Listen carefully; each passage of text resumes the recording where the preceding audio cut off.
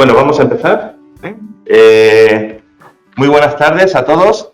Mi nombre es Juan Ignacio Ruiz Zorrilla, soy el consejero de Audiolist y en este caso voy a hacer de maestro de ceremonia, aunque inmediatamente le voy a dar paso a los que de verdad saben de este asunto que nos traen, que es el concurso de acreedores.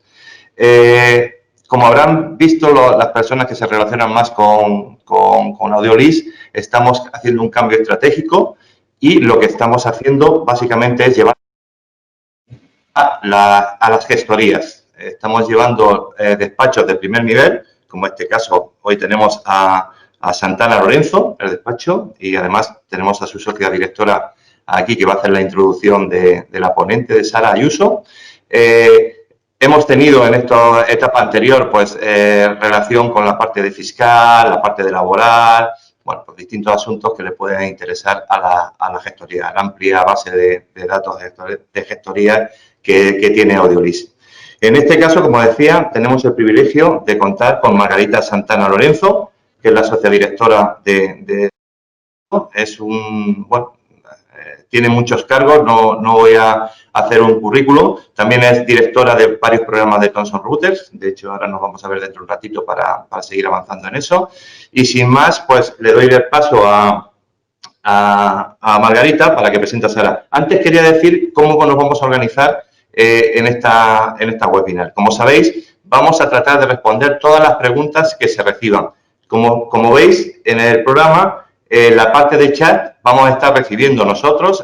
Tengo aquí a mi lado a Mónica Ruiz Canela, que va a ser recopilar las preguntas. Hombre, si se repiten las mismas preguntas, no lo vamos a hacer dos veces. Lo que vamos a tratar es de filtrar las preguntas que recibamos y teniendo en este caso a la socia Sara Ayuso, que es una experta en el concurso de acreedores, pues vamos a tener el privilegio de llevar la consultoría a vuestra casa. Entonces, sin más, te doy paso a Margarita para que presentes a Sara, por favor. Margarita.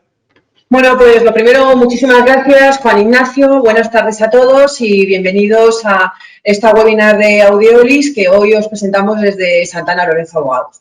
Bueno, lo primero que os quiero presentar es a Sara Ayuso. Sara es la socia de concursal, ex experta en los litigios de concursal, en la defensa de empresa y de los altos directivos y los administradores vinculados a la empresa. Nuestro despacho está muy enfocado en la empresa y la alta dirección.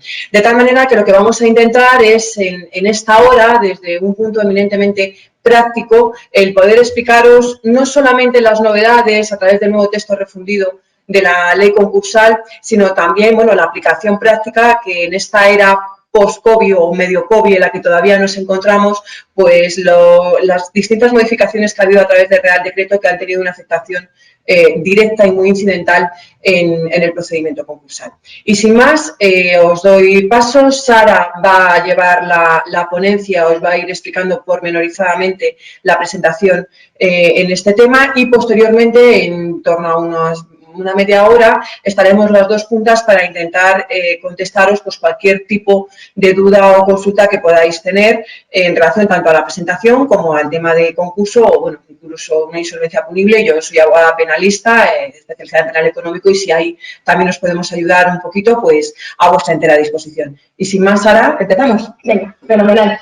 Pues, a ver, voy a intentar, como sé que va destinado sobre todo a asesorías, gestorías, aunque vaya a introducir las modificaciones o explicar el porqué de este texto refundido, sí que voy a entrar, digámoslo así, a explicar de manera lo más esquemática posible, sin perjuicio de las preguntas posteriores, cómo queda actualmente el proceso y las partes que más afectan a la empresa, tanto si es la empresa la que quiere llevar a cabo el concurso como en el caso de que sea un acreedor quien nos lleve a esa situación, cómo debemos actuar o qué situaciones se nos pueden plantear. Entonces, voy a poner la presentación y empezamos. Bien, como decía, el nuevo texto refundido de la ley concursal tiene una finalidad principal, que es ordenar o intentar aglutinar en una misma norma un conglomerado de normas que se habían ido sucediendo. Desde, a ver, disculpad. Desde que salió la ley concursal han sido muchos los parches que se han llevado a cabo sobre la ley y han llegado a existir contradicciones entre lo que decía la ley inicial.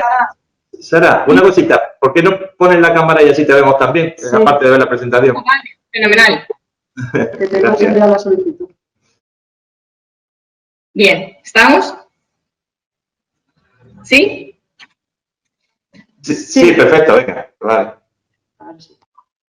Bueno, pues como decía, el objetivo de esta norma es aglutinar toda una serie de normas que estaban en vigentes, pero que llegaban a existir contradicciones por las diferentes modificaciones o introducciones que iban parcheando la anterior. Entonces, este nuevo Real Decreto lo que hace es aglutinar todos estos artículos, todas estas reformas y desarrollar un montón de artículos más, pero de manera ordenada y sistemática. Entonces, consta de 3 libros. El primero es el que está dedicado al concurso de acreedores, que es donde vamos a entrar junto con el libro segundo en el día de hoy. En esta parte pues se habla de qué es un concurso, qué tipos de concursos, las fases, toda la parte en sí misma más estrictamente concursal, mezclando la parte de derecho sustantivo como la parte más procesal, que entiendo que es la que menos nos interesa en el día de hoy, sin perjuicio de que vamos a ver los puntos fundamentales.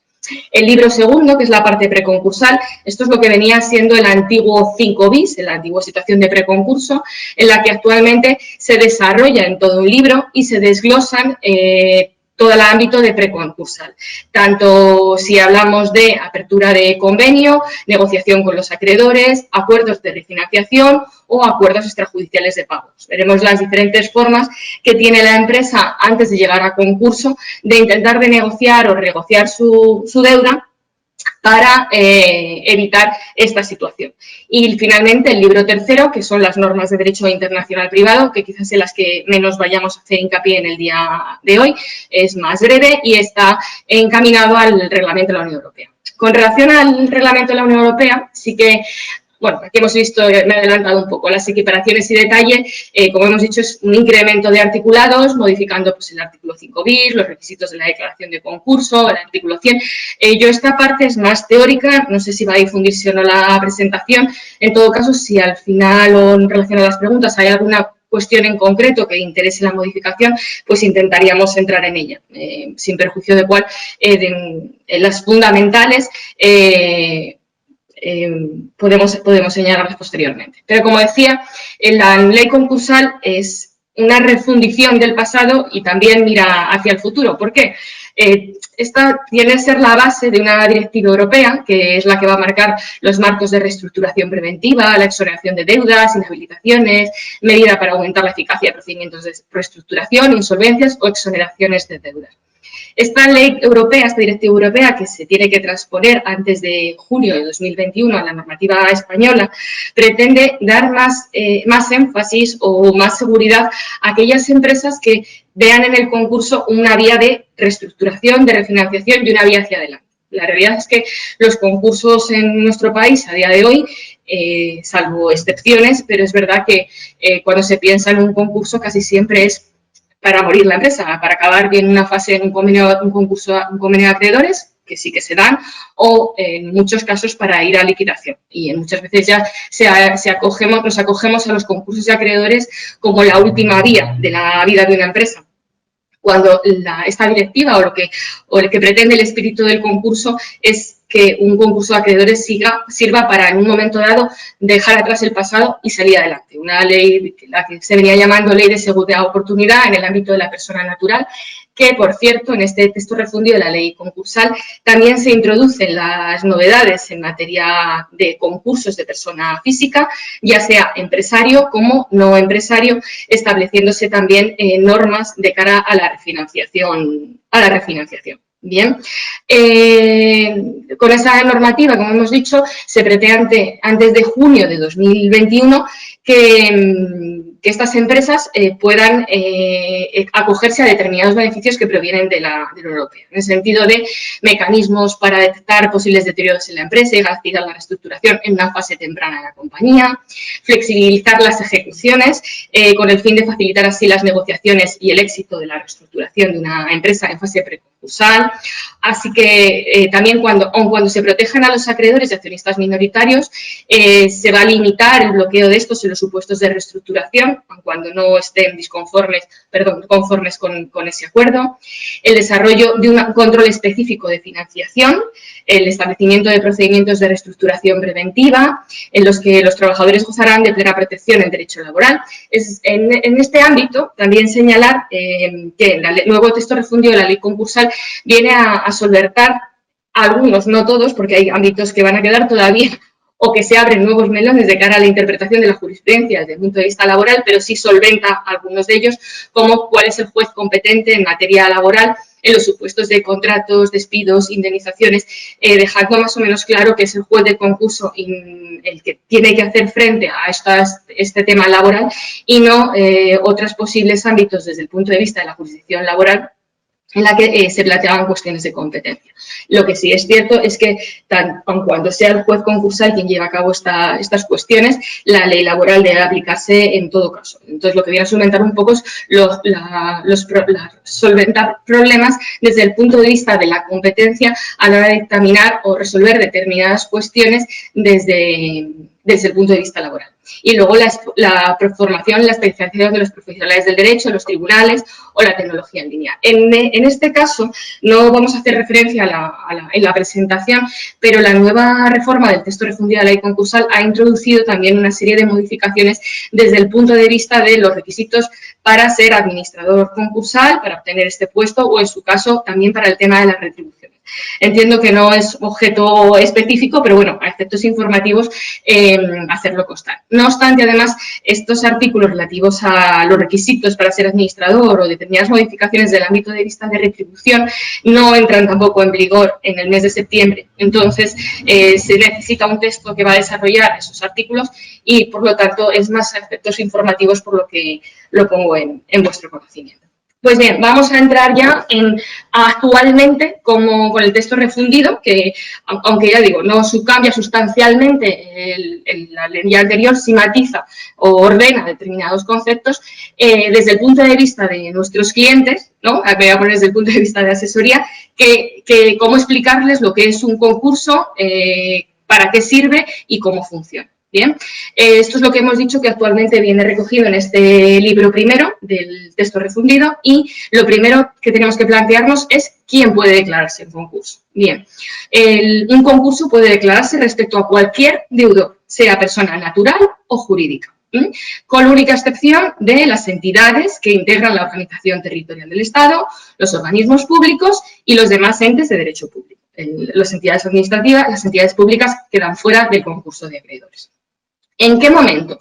Cuando existe una situación de insolvencia. Cuando hablamos de insolvencia del deudor, estamos hablando de una entidad que no tiene solvencia suficiente para hacer frente al pago de sus obligaciones económicas. Normalmente estamos hablando de tesorería, es decir, no importa tanto el inmovilizado o el movilizado que tenga la sociedad, sino que su liquidez no le permita hacer pago de sus deudas de manera ordinaria.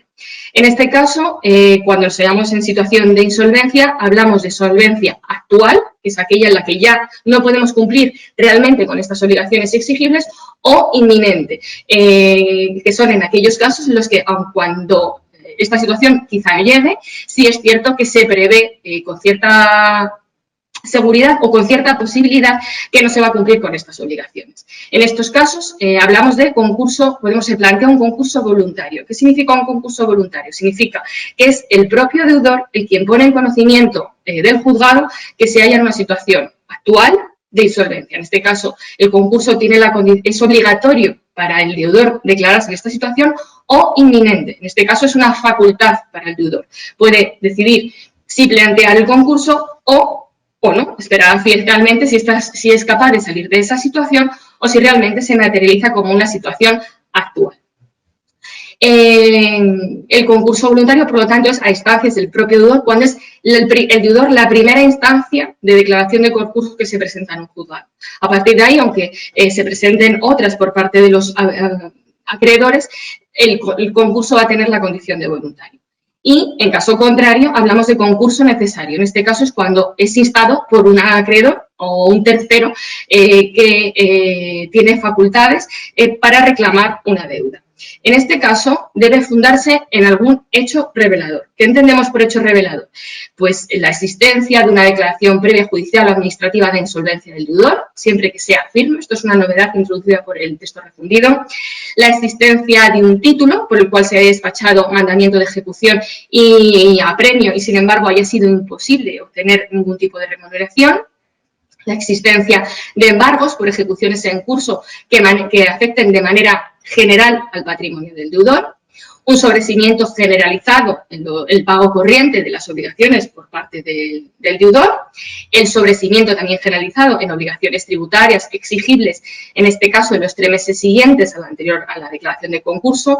En este caso hablamos también de cuotas a la seguridad social, conceptos retributivos, indemnizaciones, salarios, siempre relativas a las 3 últimas mensualidades, y el lanzamiento o liquidación apresurada o ruinosa de sus bienes por parte del deudor. Centrado en los plazos, la ley concursal es amplísima, entonces esto es un pequeño resumen. He centrado los plazos desde el punto de vista de persona jurídica. Desde el punto de vista de persona física hay cuestiones que son comunes, pero centrándonos en empresa es donde he señalado los plazos para mayor facilidad de la exposición. Como hemos dicho, ¿cuándo nace esta obligación? Pues hemos dicho cuando la situación es una situación de insolvencia actual. En ese caso, el deudor, desde el momento en el que esa situación se produzca, tiene 2 meses para ponerlo en conocimiento del juzgado. Bien, cuando hemos hablado de cuáles son las novedades que ha introducido el texto refundido, hemos dejado de señalar que existe otra norma que debemos tener en cuenta por el momento en el que nos encontramos. En concreto, por parte del Gobierno, en relación al COVID-19, se aplicaron o nacieron unas medidas excepcionales ya adoptadas por el Real Decreto Ley 16/2020 de 28 de abril. En este caso, veremos al final cuáles son las novedades fundamentales, centrándonos también desde el punto de vista que puede interesar a las asesorías o gestorías a la hora de exposición a sus clientes, pero en los que se señala como principal obligación que estos 2 meses quedan en suspenso de alguna manera. Por esta situación, aun cuando exista situación de insolvencia, sea derivada o no de la situación de COVID, porque la ley no dice o no matiza en este sentido, las empresas no tendrán la obligación de declararse en concurso hasta el 31 de diciembre. Por lo tanto, se amplía los plazos para declarar o para que nazca esta situación, aun cuando con la norma general ya tuviera la condición de obligatoria. ¿Vale? Bien, vamos a presentar un concurso de acreedores. Nos ponemos en la situación de un cliente que efectivamente pues, se halla en una situación de insolvencia actual o inminente. Bien, ¿qué documentación tenemos que recopilar para que podamos presentar esta demanda? Hay mucha la documentación, pero básicamente me he centrado en la documentación general, la documentación contable, que es la que desde el punto de vista por tu punto de vista puede ser la más interesante a la hora de presentar el concurso. Bien, debemos presentar una memoria explicativa de cuál es la historia económica y jurídica del deudor, de la actividad o de las actividades que se haya dedicado durante los 3 últimos años, de cuáles son nuestros establecimientos, oficinas, nuestras explotaciones, si tenemos unidades de negocio dentro de la misma empresa, de unidades productivas. Lo digo porque en este sentido, bueno, me voy adelantando un poco a lo que venga después, pero la regulación de las unidades productivas, tanto desde lo que es su concepto como la forma de llevar a cabo su adquisición dentro del concurso por un tercero, también ha sido uno de los elementos desarrollados por este texto refundido de la ley concursal. Debemos, siguiendo con la documentación, establecer los establecimientos, las oficinas, cuáles son las causas que ha llevado a esta insolvencia y las consideraciones que estimamos oportunas sobre la viabilidad patrimonial. En relación a las causas de la insolvencia, sin perjuicio de otras consideraciones, sí tiene importancia porque veremos a continuación, cuando veamos las fases del concurso, que hay una, que es la relativa a la calificación, que es la que determina si esta situación de concurso es dolosa o no, es decir, si hemos llegado a una situación de de concurso por causas que no sean imputables en determinados supuestos, ¿no? Es la pieza de calificación y que contiene o que conlleva una serie de consecuencias para la propia compañía y que puede derivar también en responsabilidades, en los supuestos de insolvencia, alzamiento, que os ha comentado antes Margarita en la presentación, incluso en un ámbito penal, no directamente dentro del concurso, pero sí es verdad que al Ministerio Público, al Ministerio Fiscal, que es el órgano encargado de perseguir delitos, se le da traslado en un momento dado para iniciar acciones de otro índole, no propiamente del ámbito concursal o del ámbito mercantil, que es el que ahora nos tendrá. No voy a adelantarme más, que no me da tiempo. Aparte de esta memoria explicativa, debemos presentar también en la documentación un inventario de los bienes y derechos que integran el patrimonio del deudor, una relación de acreedores, todo esto con determinados requisitos, pero voy a intentar ser breve, y una plantilla de trabajadores con su identidad y, en caso de que hubiera representantes, también con los representantes de los trabajadores. Esto es como documentación general. Documentación contable, otra serie de documentación que desde el punto de vista de Soria es la que nos facilitan cuando presentamos concursos de acreedores. Las cuentas anuales, en su caso los informes de gestión, los informes de auditoría correspondientes a los 3 últimos ejercicios finalizados a la fecha de solicitud que estén aprobadas o no dichas cuentas. Esto también lo recalco porque ha sido una de las cuestiones que ha aclarado el texto refundido. Es decir, tiene que ser ejercicios finalizados o que debieran estar finalizados, estén o no estén aprobadas las cuentas de dicho ejercicio. Bien, una memoria con los cambios más significativos operados en el patrimonio con posterioridad a las últimas cuentas formuladas, estas sí, aprobadas y depositadas. Una memoria de las operaciones realizadas con posterioridad a estas últimas cuentas que, por su naturaleza, excedan de lo que es la actividad ordinaria dentro de un concurso. Piénsese que desde el momento en el que un concurso de acreedores se declara, el administrador sigue ejerciendo funciones, pero debe quedarse latente, digámoslo así, es como un administrador en funciones hasta que se nombre un administrador concursal y entre en curso todo lo que es el procedimiento concursal. Bien, si además la sociedad formará parte de un grupo de sociedades, bien sea como sociedad dominante o no, o sociedad dominada, tendremos que presentar también las cuentas anuales, informes de consolidados, etcétera, del resto de operaciones. Y si el deudor estuviera obligado a comunicar o remitir estados financieros, también haremos llegar esta documentación. Bien, como hemos dicho antes, esto lo voy a pasar ya brevemente, puede ser el acreedor el que inste su propio concurso o, como hemos dicho, los terceros, que pueden ser los acreedores, ¿vale? Además de estos acreedores, cuando hablamos, son también, o pueden instar este concurso aquellos socios que sean responsables de las deudas sociales, es decir, no únicamente los acreedores, sino que existen otras terceras personas que pueden instar este concurso. Bien, ¿cuál es la diferencia? Que en el caso de que sean estos quienes deban instar la declaración de concurso, deben probar que existen los hechos que hemos dicho antes, los hechos reveladores que dan lugar al concurso de acreedores. En función del hecho revelador se exigen unos medios de prueba u otros, o es más fácil o no más difícil probar este concurso de acreedores para que sea admitida a trámite. En este caso me estoy refiriendo cuando sean nuestros clientes los que nos encontremos con que sea un tercero quien se haya declarado un concurso, esto también pasa, y nos encontremos con una deuda que no sabemos si vamos a poder cobrar o no cobrar y queramos instar ese concurso. Es verdad que tenemos una serie de garantías por ser el primero en instar ese concurso y puede ser una vía más de reclamación de la deuda. Bien, iniciamos el procedimiento, a partir de ahí se abren 2 esquemas distintos en función de si nuestro cliente es el deudor o es un tercero que ha sido llamado o que bien sea insta el concurso o bien comunica su crédito porque su cliente entra en concurso. Bien, brevemente, el instado por el concurso, se presenta la declaración, se admiten las subsanaciones y en su caso hay reposición, pero automáticamente el juez de manera rápida tiene que dictar esta declaración de concurso, dando lugar a la apertura de las fases procesales, que no vamos a entrar, que corresponda. O no, si es instado por terceros, pues como hemos dicho, habrá que probar, según el tipo de causa o de hecho revelador, cómo si ha tenido lugar, cómo puede probar que ese hecho revelador ha tenido lugar.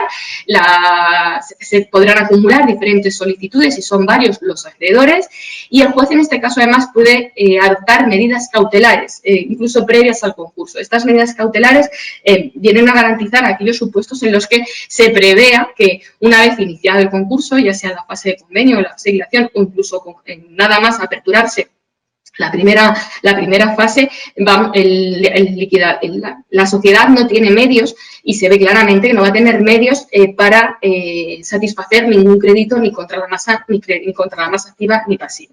Y a partir de ahí, el deudor tiene la posibilidad de allanarse o no, oponerse, manifestando que no existe esa causa de insolvencia o que si existía ha desaparecido o que realmente el hecho revelador ya no existe, ¿no? O nunca ha existido. A partir de aquí hay una vista y se inicia lo que es el procedimiento concursal con el auto de declaración del concurso.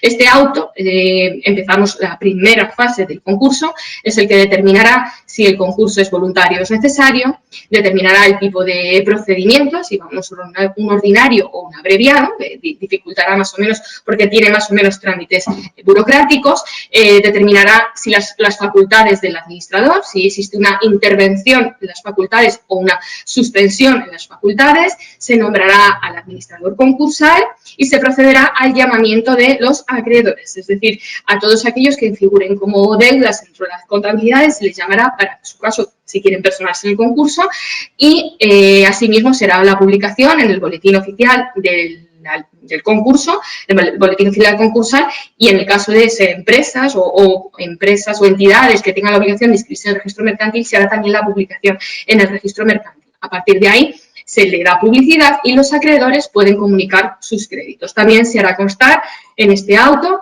que es como podemos saber en caso de que el concurso sea de un cliente, si efectivamente se han adoptado medidas cautelares y también la premura o no de personas en este concurso. Es verdad que no por no personarnos con abogado y procurador, en todo caso, no deja de reconocerse el crédito. El crédito se reconoce aunque no nos personemos, pero la única manera de luchar por nuestro crédito es personarnos en el concurso de cara a establecer o garantizarse que nuestro crédito se clasifica correctamente, como veremos ahora, o incluso en un momento dado, si determinadas operaciones de liquidación o determinados acuerdos de convenio no nos interesan, oponernos a dicho convenio. Bien, ¿cuáles son los efectos de la declaración del concurso? En este caso, vamos a hablar de los efectos sobre el deudor, es decir, son nuestro cliente es el que se declara en concurso. ¿Qué le ocurre? Bien, lo primero, al margen de una serie de normas de derechos fundamentales, etcétera, que son las básicas, existe una serie de efectos desde el punto de vista patrimonial. Bien, normalmente, en caso de concurso voluntario, el concursado conserva sus facultades de administración y disposición sobre la masa activa. Si bien, en este caso, es intervenido por el administrador concursal, que es el que tiene que dar la autorización o denegación definitiva para los actos de administración, sobre todo de carácter económico. Porque ya hemos dicho que un concurso no suspende la actividad económica, pero sí hay determinadas facultades que deben ser intervenidas y supervisadas por el administrador concursal.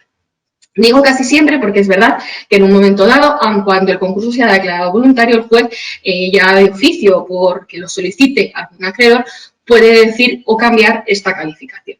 Y el concurso necesario, que en este caso lo normal es que las actividades queden suspendidas, es decir, el administrador queda suspendido en sus facultades y es íntegramente sustituido por el administrador concursal. Bien, hasta que sea admitido el concurso, esto lo he comentado ya, sigue ejerciendo sus funciones, pero como hemos dicho, una serie de administrador en funciones, porque ya hemos declarado el concurso, ya hemos manifestado que estamos en una situación de insolvencia y, por lo tanto, ya hemos puesto nuestra sociedad en manos de un juez. ¿Vale? También tendrá efectos específicos sobre las personas jurídicas desde el punto de vista de que se puede declarar embargos cautelares o es una serie de circunstancias sobre la sociedad. En este sentido, sí me voy a adelantar un poco también para centrar, porque se interactúa entre la ley. En un momento dado, las operaciones que la persona jurídica haya realizado en los 2 años anteriores a la declaración del concurso podrán ser reintegradas también a la masa y podrán generar esta reintegración. La declaración de concurso también afectará a los deberes de comparecencia, colaboración e información del concursado. Pensemos que, ya hemos hecho referencia antes a la pieza de calificación, cuando se declara si un concurso ha sido ocasional o, sin embargo, un concurso ha surgido como causa dolosa imputable a los administradores, a los directores generales, a los socios u otras personas con facultades de toma de decisión, que la colaboración es uno de los elementos que se tiene en cuenta a la hora de esta pieza de calificación. Bien, en cuanto a otros efectos del concurso, cuando una sociedad se declara en concurso, puede haber que juicios que ya estén en curso, que será lo normal, porque normalmente llegamos a una situación de concurso cuando hay problemas, algunos son de la propia actividad, pero ya ha podido llegar a ser judicializados, bien porque nosotros mismos hemos interpuesto estas demandas o porque hay clientes o proveedores que no se han interpuesto demandas. Incluso puede ser que estos juicios ya estén terminados o nos hicieran llegar, el juicio hubiera acabado y se estén ejecutando ya dichas cantidades. Bien, estos juicios declarativos, diferenciamos un poco el orden en el que estén, pero los más comunes eran el orden civil y el orden social. No se admitirán desde el momento de la declaración de concurso nuevas demandas y a partir de ahí sí que es verdad que los jueces seguirán tramitando las demandas que ya estén en curso hasta su resolución definitiva, sin admisión de nuevos procedimientos. En cuanto a los juicios ejecutivos, que quizá sea lo más interesante, desde la declaración de concurso no se iniciarán nuevas ejecuciones singulares, es decir, ejecuciones individuales de deudores, acreedores que ya estén en curso, ni tampoco nuevos apremios administrativos, incluidos, esto es importante, ni los tributarios, ni los sociales, ningún otro juicio ejecutivo, ¿de acuerdo? En cuanto a las actividades y procedimientos contra bienes o derechos de la masa activa, que se hallarán en tramitación, quedarán en suspenso hasta la fecha de declaración del concurso, sin perjuicio de que un administrador pueda darles un trato determinado una vez que tomen las riendas del procedimiento. Y serán nulas cuantas actuaciones en este sentido se hayan realizado sin la autorización judicial. Y existen, no obstante, determinadas reglas especiales para garantías reales o derechos similares, hipotecas o créditos privilegiados que por cuestiones de tiempo pues no podemos entrar. Y con relación a los créditos, esto es algo conocido que de facto se venía dando por nuestros tribunales, pero que viene a reconocerlo de manera clara este nuevo texto refundido de la ley concursal, que manifiesta que quedará suspendido el devengo de intereses legales convencionales desde el momento de la declaración de concurso. No obstante, se exceptúan los créditos salariales y determinados créditos con garantía real que podrán seguir generando intereses hasta el valor de la garantía, que cubran esos bienes muebles o bienes inmuebles en la mayoría de los casos. ¿Qué pasa con los contratos? Otro de los efectos fundamentales en el concurso de acreedores. En la declaración del concurso, pues no es una causa de resolución anticipada de los contratos, sí, y de hecho, esta es algo que nos hemos encontrado mucho en la práctica de los tribunales, es que las cláusulas que establecen en los contratos habitualmente, en el sentido de que se faculta la resolución o extinción de los contratos por la sola causa de declaración de concurso, es decir, si nos habilita a resolver un contrato, si la otra parte entra en concurso, las tienen por no puestas, ¿de acuerdo? En los contratos con obligaciones recíprocas, es decir, en aquellos contratos en los que ambas partes tengan una obligación de realizar una prestación, cuando al momento de la declaración del concurso una de las partes ya hubiera cumplido íntegramente sus obligaciones y, sin embargo, la otra no lo hubiera cumplido, ya sea totalmente o parcial, el crédito o la deuda que corresponda al concursado sí se incluirá en la masa activa o en la masa pasiva del concurso. Bien, y como hemos dicho, la administración concursal, ya sea por propia iniciativa o a instancia del concursado, podría rehabilitar los contratos de préstamo, crédito, etcétera, que se hubieran resuelto de manera anticipada en los 3 meses anteriores a la liquidación de concurso. Esta excepción no es solo con relación a los contratos de amortización, sino que también es aplicable a otro tipo de contratos. Bien, ¿qué ocurre con los contratos de trabajo? Ya hemos dicho que se han aclarado las competencias respecto a qué pasará con la competencia en materia tributal, en materia laboral, perdón, pero ¿qué pasa con los contratos? Bien, si a la fecha en la que se declara el concurso el empresario ya ha iniciado los trámites de modificación de unas condiciones de trabajo, de despido, de traslado de sus trabajadores, de suspensión de contrato, es decir, de las contingencias, debe ponerlo inmediatamente el juez del concurso y ya será el juez del concurso quien se encargue o no de llevar a cabo o materializar y concretar estos despidos o estas modificaciones. Si no se hubiera alcanzado, si ya se hubieran alcanzado estos acuerdos, lo que hace el juez de concurso es ejecutar los acuerdos. Es decir, que dependiendo cuál sea nuestro estado en el momento de la declaración del concurso, pues pasaremos, el administrador concursal, el juez concursal, ejecutará o materializará esos documentos. Bien, como hemos dicho, son los efectos que genera en nosotros el concurso desde el punto de vista del deudor, centrado desde los efectos desde el punto de vista del deudor.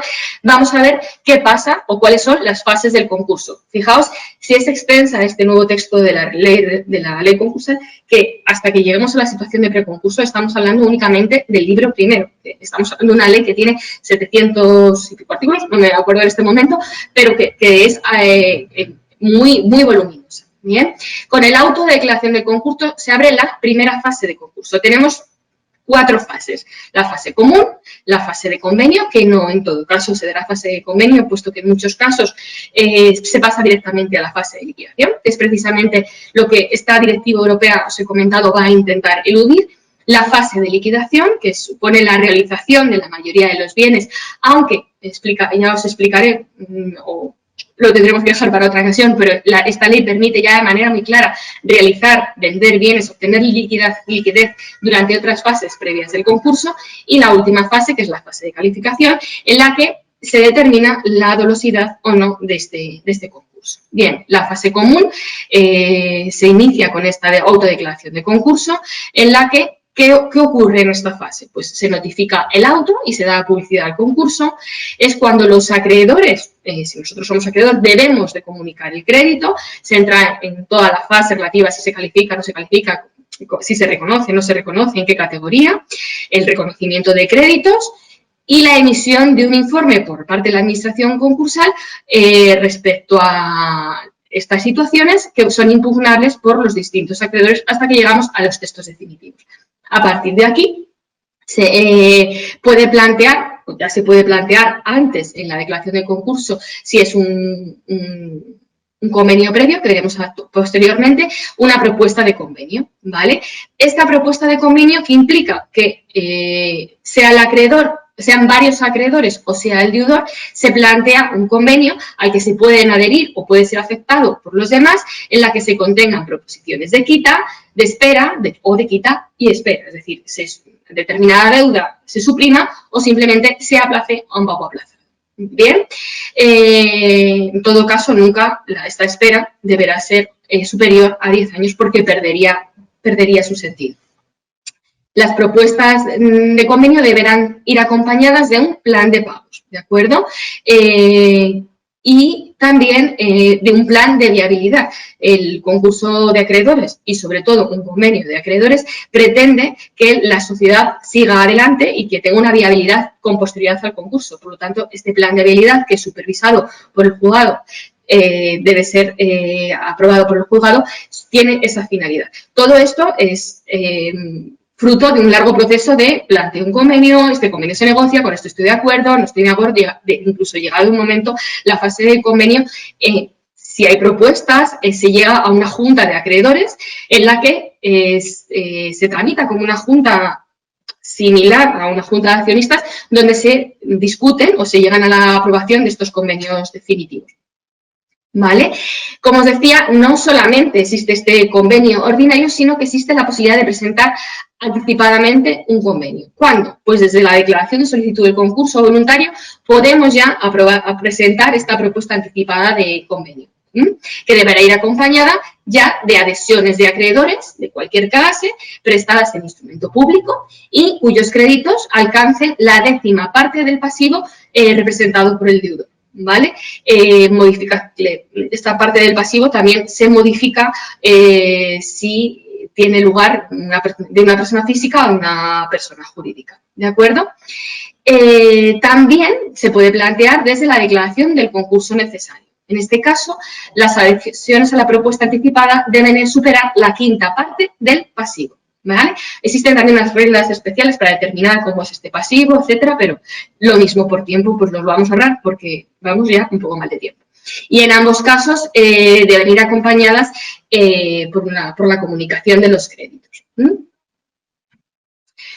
La tercera fase es la fase de liquidación. Bien porque se haya frustrado la fase de convenio, o bien porque, ya sea por incumplimiento o por falta de acuerdo, bien porque desde el momento inicial del concurso planteamos un concurso con vocación de liquidación, porque no tenemos con qué negociar dicha liquidación, dicho concurso pasamos a la fase de liquidación. Bien, el deudor podrá pedir la liquidación en cualquier momento y el juez tendrá que hacerlo dentro de los 10 días siguientes a que se le solicite el deudor y aperturará esta fase. Bien, el concursado podrá pedir la liquidación, bien porque no tenga conocimiento de que no puede cumplir los pagos, o bien porque cualquier acreedor también puede solicitar que sus hechos reveladores se vuelven a materializar, deja constancia del incumplimiento del contrato e insta este incumplimiento, y también podrá hacerlo la administración concursal.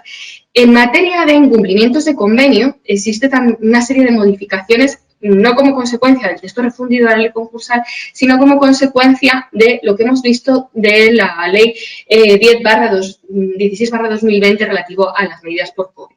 En este caso, si durante estos meses se ve que la empresa no puede llevar a cabo el convenio, sí se plantea una posibilidad de renegociación sin que automáticamente se declare la liquidación. Entonces, partimos de que por la situación generada por el COVID se vayan a generar provisionales situaciones de insolvencia, o que de manera provisional no se pueda dar cumplimiento a los convenios pactados, pero se parte de una situación transitoria irreversible, es decir, que podamos volver a una situación anterior, y se modifican los plazos. Ya no solo, como hemos dicho antes, respecto a la obligatoriedad de declaración del concurso, sino que se establecen una serie de modificaciones respecto a los cumplimientos de los convenios previos. También, ya me adelanto, por si acaso no me da tiempo, que existen modificaciones respecto a lo que antes se llamaba 5 bis, que es la fase preconcursal, en respecto a la posibilidad o la comunicación que se hace al juez de que estamos negociando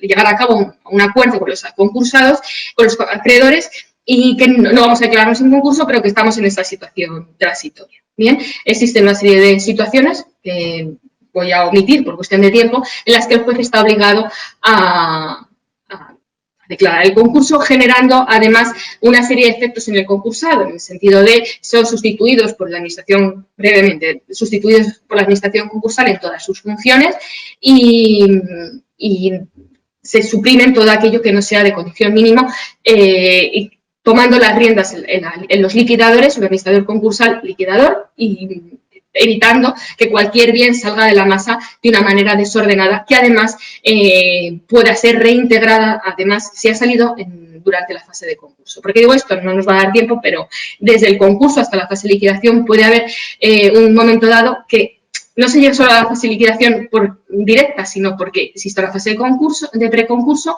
una fase de convenio, no salga bien y vayamos a una fase de liquidación. ¿Cuáles son las clasificaciones de los créditos? Bien, debemos distinguir entre privilegios especiales. Estos privilegios especiales son normalmente aquellos con cargo a hipotecas, préstamos garantizados con bienes específicos, bienes con privilegio general, los créditos ordinarios y luego los subordinados. Veremos luego un poco más con detalle esto, pero dentro de la fase de liquidación este será el orden de pago o de llevar a cabo la liquidación una vez, eso sí, que estén satisfechos los créditos contra la masa. En primer lugar, créditos contra la masa activa y luego créditos contra la masa pasiva en este orden: privilegio especial, privilegio general, ordinarios y subordinados. Es importante, cuando os he dicho de que no es necesario personarse con abogado procurar un concurso, esto los clientes lo tienen que entender porque nos lo pueden plantear, esta clasificación ya está hecha en una fase previa. En este momento no podemos cambiar su calificación. Y cuando hay problemas a la hora en la fase de liquidación, a la hora de cobrar, es importante cuál es el tipo de crédito que tenemos reconocido. Por lo tanto, es importante establecer o explicar esta circunstancia a la hora de garantizar el cobro, porque muchas veces los créditos subordinados son generalmente incobrados y existen muchos acreedores por encima de nuestros clientes como medio proveedor o cliente que van a cobrar antes de nosotros, tanto créditos laborales, créditos tributarios, créditos privilegiados, etcétera. Y luego la última fase que ya hemos hablado, o sea, adelantado, que es la que califica como culpable o fortuito.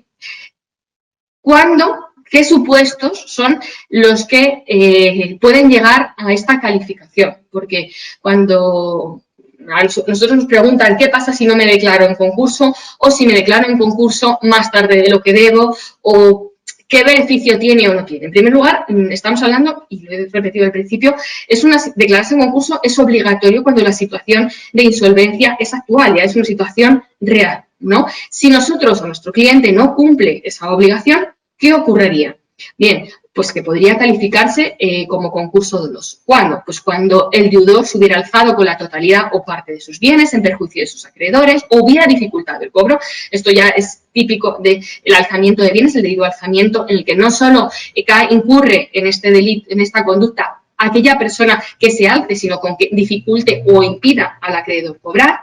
Cuando en los 2 años siguientes a la fecha de la declaración de concurso hubieran salido fraudulentamente del patrimonio bienes o derechos que no debiera ocurrir o que no tenga sentido ni forme parte de la actividad ordinaria, cuando se hubiera realizado cualquier acto encaminado a simular una situación patrimonial ficticia, cuando se hubieran sido inexacto o se hubieran presentado documentos falsos o incumplido el deber de información suficiente a la hora de presentar el concurso, o también cuando venga provocada la calificación o la liquidación del concurso por incumplimiento del convenio imputable al concursado. Es decir, no siempre todo convenio o cuando se incumple un convenio la calificación es dolosa, sí, porque efectivamente hay convenios que pasan a fase de liquidación porque las circunstancias de la actividad, una vez acordada ese convenio, no ha sido posible llevar a cabo o finalizar de una manera correcta la actividad. ¿Cuándo se presume esta dolosidad? Pues cuando se hubiera incumplido el deber de solicitar el concurso, el deber de colaboración con el concurso, ya hemos dicho cuáles eran los efectos que generaba, se ha adelantado que esta falta de colaboración era uno de los supuestos en los que se podía calificar como concurso doloso y el deudor en los años anteriores no hubiera llevado una actividad correcta, no hubiera presentado correctamente las cuentas, etcétera. Esto significa que, en todo caso, en estos supuestos van a declararlo culposo doloso. No, estos son los supuestos en los que cabe prueba en contrario, mientras que los que hemos comentado anteriormente relativo al alzamiento o falsificación de documentos, automáticamente el concurso se declarará doloso. ¿Qué son los cómplices? Bien, esto es una cuestión que nos plantean también, o que me podéis plantear desde el punto de vista de asesoría, si en un momento dado, ¿quién puede ser cómplice de esa culpa o gravamen? Bien, aquellos que hubieran cooperado con el deudor, sus representantes legales, sus administradores, sus liquidadores, los directores generales y aquellos que hubieran realizado cualquier acto que haya podido llevar a cabo a que este concurso se califique como culpable. ¿Tenemos riesgo? Bueno,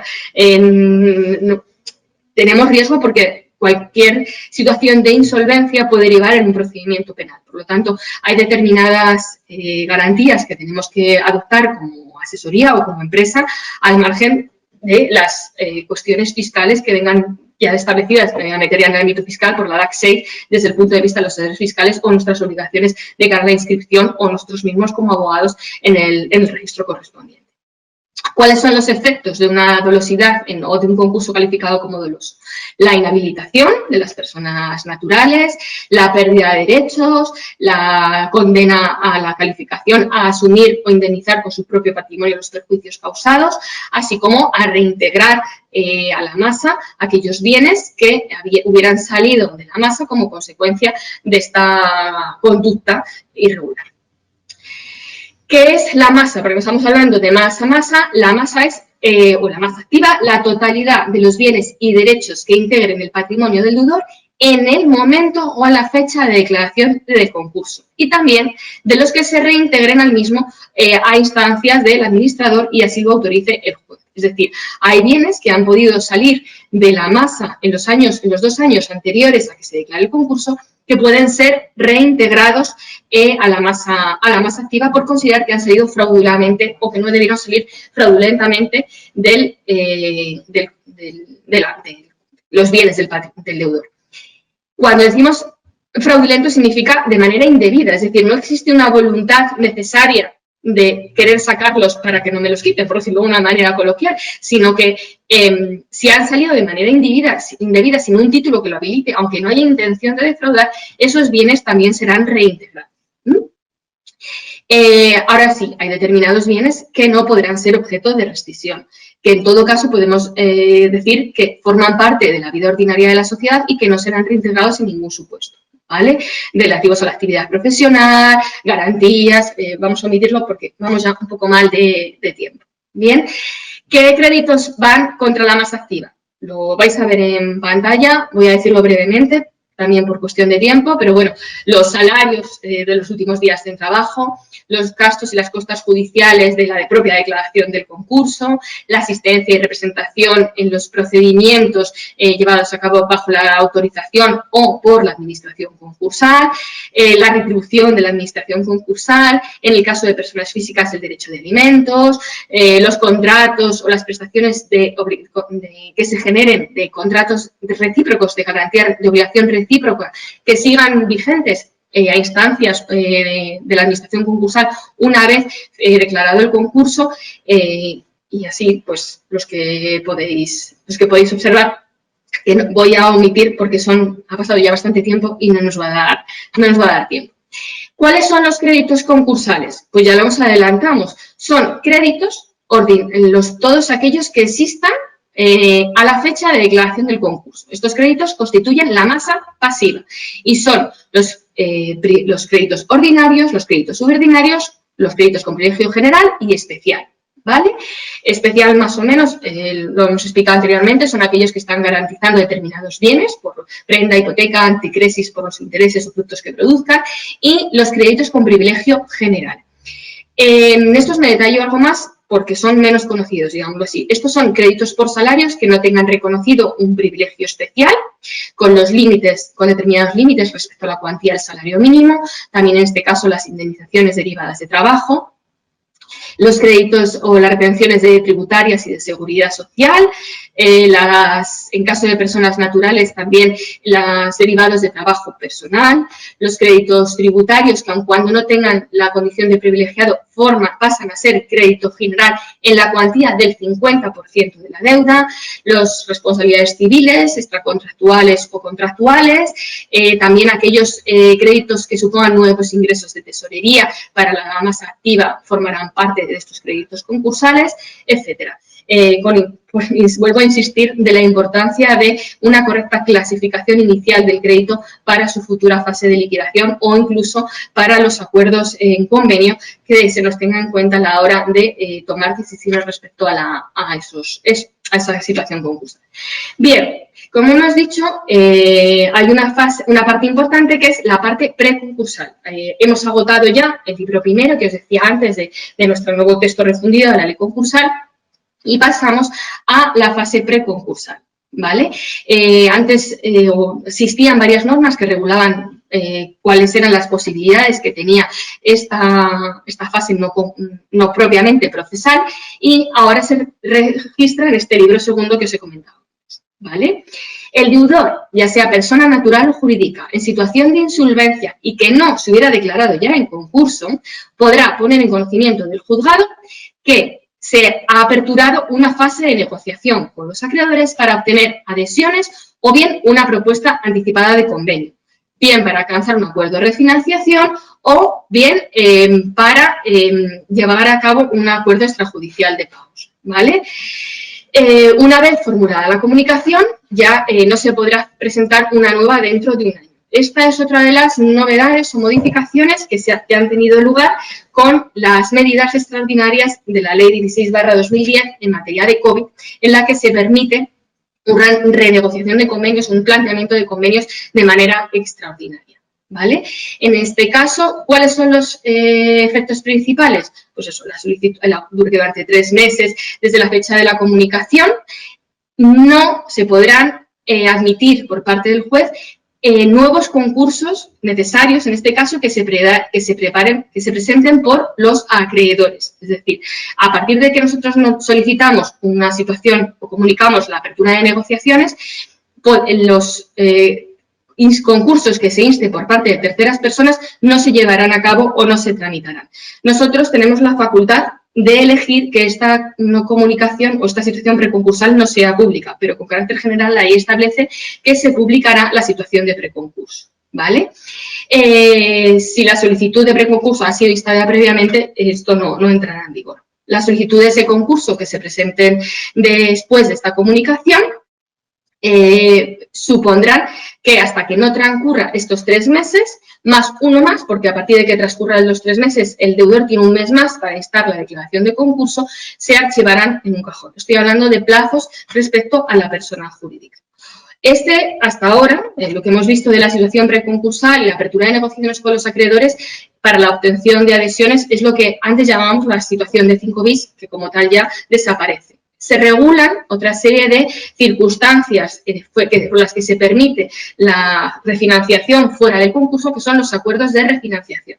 Estos acuerdos de refinanciación pueden ser colectivos o singulares. Son colectivos cuando se presentan suscritos por un conjunto de acreedores, que pueden ser homologados o no, y singulares. En este caso, el acuerdo es un acuerdo único con un determinado acreedor y que solo genera efectos para ese acreedor en concreto. Todos ellos, no obstante, deben cumplir una serie de requisitos respecto a los planes de habilidad, la ampliación del crédito, mayorías de aprobación, etc.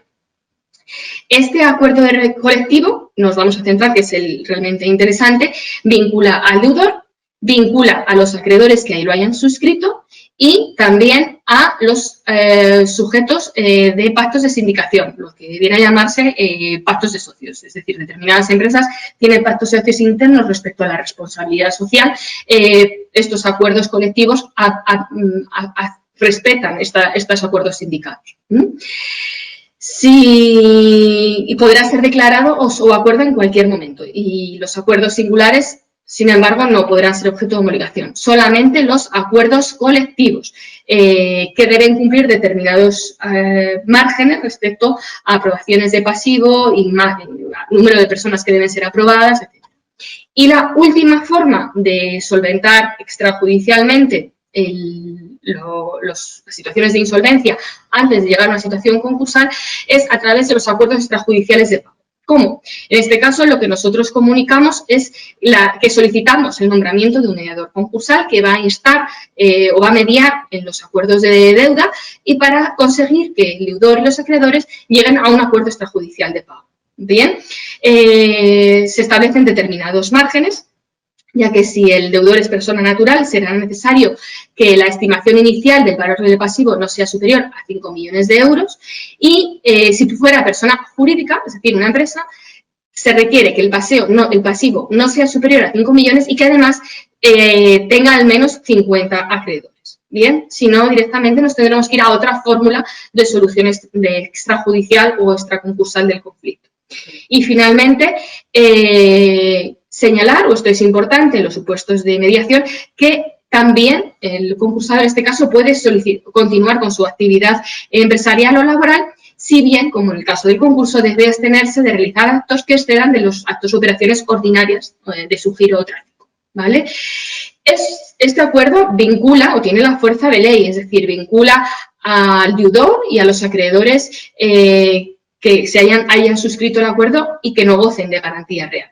Con relación a los acreedores que gocen de garantía real, es decir, que estoy garantizado el crédito por una hipoteca, un préstamo, un anticrisis, lo será hasta el valor que nos ceda de la garantía. Y únicamente estos privilegios especiales se verán vinculados por el acuerdo extrajudicial si expresamente lo han aceptado.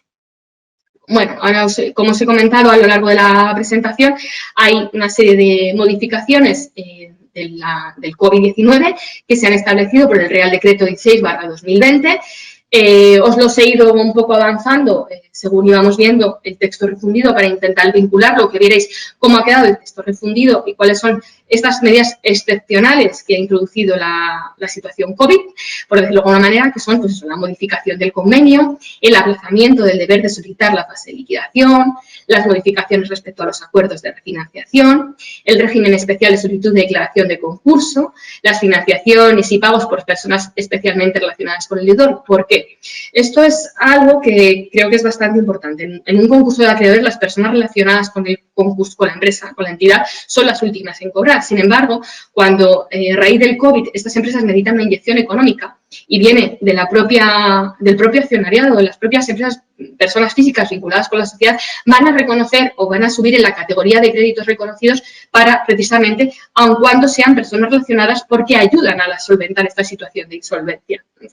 La tramitación preferente, la enajenación de la masa activa, las aprobaciones de planes de liquidación se van a simplificar o se simplifican de manera temporal todo lo que son los relativos a los procedimientos de tramitación de acuerdos de pago, liquidaciones, etcétera, y también queda en suspenso la causa de disolución por pérdidas. La disolución por pérdidas viene reconocida en la ley Sociedades de Capital, en las que requiere la liquidación por, que en este caso nos encontramos por el 50% por debajo del 50% del patrimonio neto, se ve también modificado por esta ley COVID. Más o menos os lo he ido contando, solamente quería resaltar quizá en las que más nos interesan o pueden interesar a vuestros clientes como asesoría, que son que durante el plazo de un año a contar desde la declaración del estado de alarma, el deudor no tiene la obligación de solicitar la liquidación de la masa activa, aun cuando conozca la situación actual de insolvencia, siempre en este caso se amplían nuestros plazos, ¿vale? Para presentar el concurso, como os he dicho, hasta el 31 de diciembre. Y también, en caso de incumplimiento de convenio, que también os he ido adelantando, dentro de los años a contar desde la declaración del estado de alarma, cambian la consideración de la calificación del crédito, pues los préstamos, los créditos, los negocios que se hubieran prestado por personas relacionadas con el concursado. Y yo creo que todo esto más o menos os lo he ido contando. ¿Ves? Respecto a la declaración de concurso hasta el 31 de diciembre de 2020, tanto en relación a la obligación de prestar esta insolvencia, como si ya hemos presentado incluso para la declaración de un antiguo 5 bis o concurso de acreedores, o en este caso, si ya hemos presentado la comunicación de apertura de negociaciones hasta el 30 de septiembre de 2020. Bueno, son detalles, son matices. En un momento dado, si tenéis dudas, pues me preguntáis. Y esto ya os he ido contando. Bueno, un poco para saber más, son las normas que se nos aplican, que hemos ido aplicando. Es verdad que al final ahora la jurisprudencia tiene que ver cómo estos matices o esta simplificación que ha hecho la ley concursal se lleva a la práctica. No obstante, esto no implica, porque la jurisprudencia que se ha venido aplicando hasta ahora quede derogada.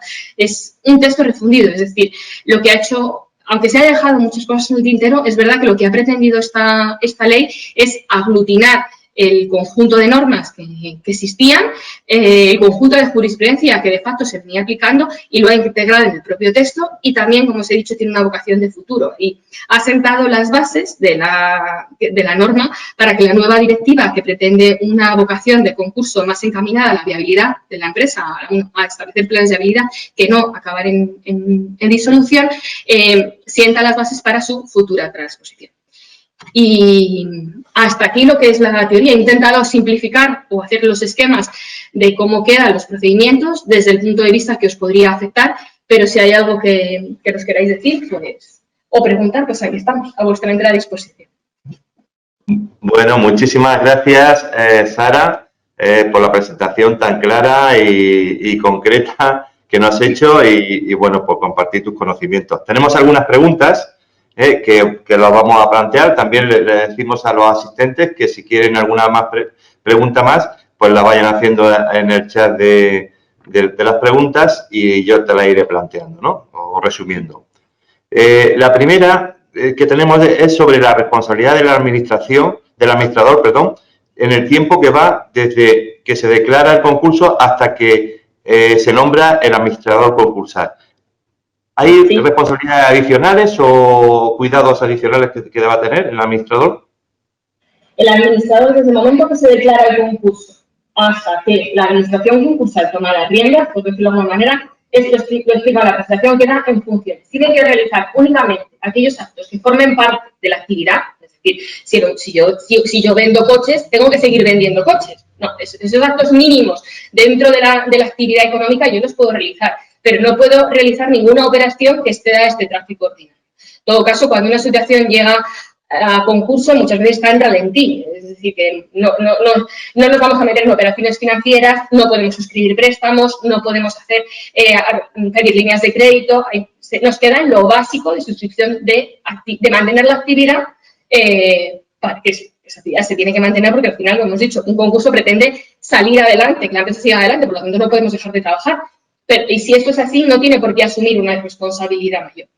De todas maneras, también debemos pensar que estamos hablando, si todavía no se ha declarado el concurso, la mayoría de las veces estamos hablando de un concurso voluntario, es decir, somos nosotros mismos los que hemos instado este concurso. Tampoco tiene sentido que tomemos unas mayores decisiones sabiendo que no nos hemos declarado el concurso.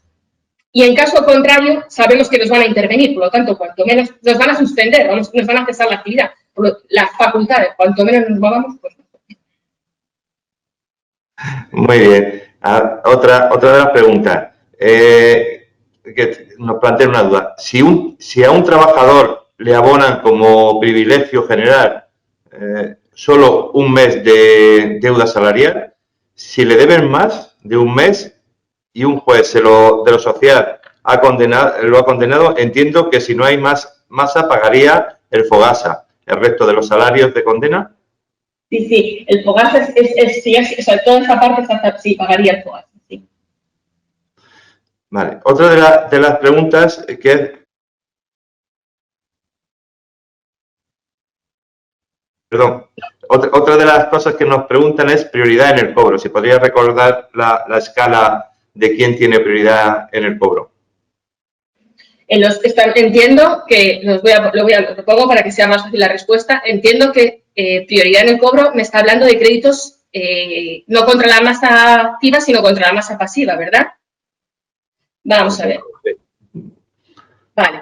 Estos son los créditos contra la masa activa, son, digámoslo así, los que se generan cuando la sociedad ya está en concurso, se continúa su actividad y sigue generando ingresos y gastos, ¿no?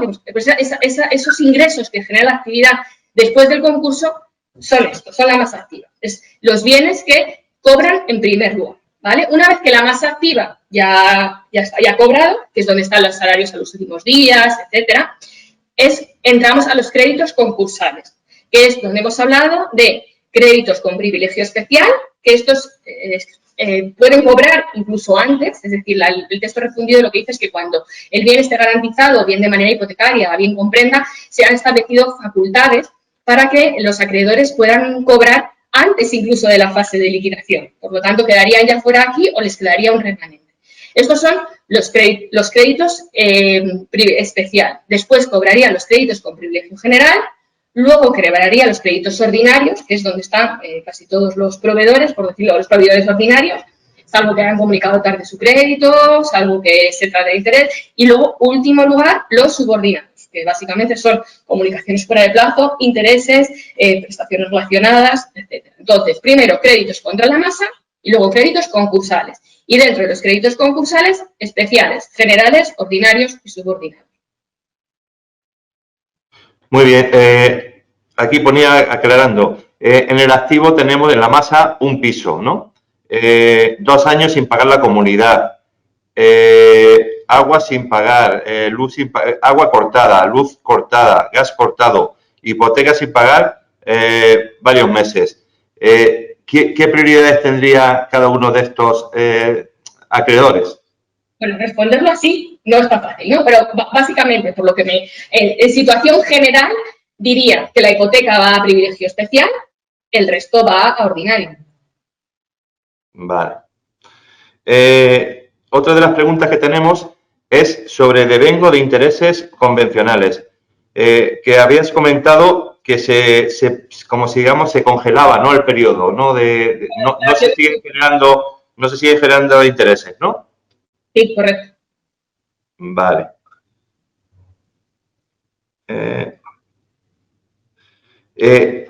Has comentado también la parte de concurso de acreedores, la viabilidad del concurso, ¿no? Supervisado por el juzgado.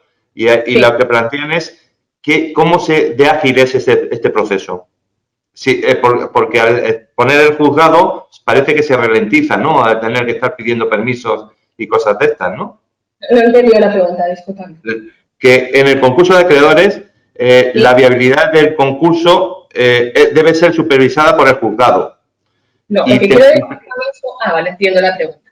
A ver, el plan de viabilidad lo presenta la empresa, lo aprueba el administrador concursal, pero el juzgado es el que tiene, es un concurso y es un proceso judicial. Entonces, lo que es la operación definitiva los tiene que aprobar el juez. También debemos diferenciar, me refiero, la salida de activos con carácter general no va a tener lugar hasta la fase de liquidación. Y el plan de liquidación se aprueba por el juzgado. Una vez aprobado el plan, se llevan a cabo las operaciones que materializan ese plan de liquidación. Ahí ya no se requiere la autorización del juez porque ya está aprobado el plan de liquidación. Vale. Existen excepciones, existen bienes que salen de la masa o que se venden antes de ese plan de liquidación. Pues porque son créditos con privilegio especial, porque tenemos una hipoteca, porque por ejemplo, se venda una rama de actividad, es decir, se puede vender una unidad productiva, un tercero compra esa unidad, en un momento dado se hace una oferta por los trabajadores, subrogación de empresa desde el punto de vista laboral, reconociendo salarios, reconociendo los contratos de los trabajadores afectos a esa unidad y se realiza esa unidad productiva. Toda esa operación que se negocia o que se plantea entre los acreedores y se supervisa por la administración concursal tiene que ser aprobada también por el juez. Digamos, al final, el concurso es un procedimiento judicial, entonces hay cosas que no necesitan del juez, es el administrador concursal quien toma las decisiones, pero hay determinadas operaciones o determinados planes generales que tienen que ser aprobados por el juez, bien sea la liquidación final, la relación final de acreedores, es un procedimiento judicial. No sé si con esto contesto la pregunta. Sí, me parece, gracias. Y la última pregunta, si no viene en este periodo ninguna más, que el periodo cuando se tiene en la masa activos, ¿cuántos años son los que se puede revisar con anterioridad al concurso de acreedores las operaciones realizadas? 2 años. ¿Cuánto, perdón? 2 años. 2 años. Vale, pues aquí alguna. Entra otra, perdón. A ver. ¿El procedimiento del concurso express es igual que el del concurso de acreedores normal? Vale. El concurso express que se llama es el concurso express abreviado o en aquellos concursos en los que junto con el concurso express no es un término jurídico, digámoslo así. ¿Cuándo se da un concurso express? Cuando es un procedimiento abreviado que simplifica los trámites o cuando directamente instamos el concurso yendo a liquidación. Entonces, no es que se suprima o cambie el procedimiento, es que de esas fases que hemos hablado del procedimiento, pues las saltamos. Por eso es express. Bueno, pues ha debido quedar muy claro, no hemos tenido, bueno, esta era la última pregunta que teníamos. Muchísimas gracias, Sara, y Margarita, no ha sido ha hecho falta la intervención de la jefa, pero bueno, Sara, como socia experta, nos ha recurrido y nos ha contestado todas las preguntas. Bueno, nos están diciendo gracias por las contestaciones y nada, agradecer a todos los participantes en esta nueva webinar y os esperamos en las próximas. Hasta siempre. Gracias. Hasta luego. Hasta luego.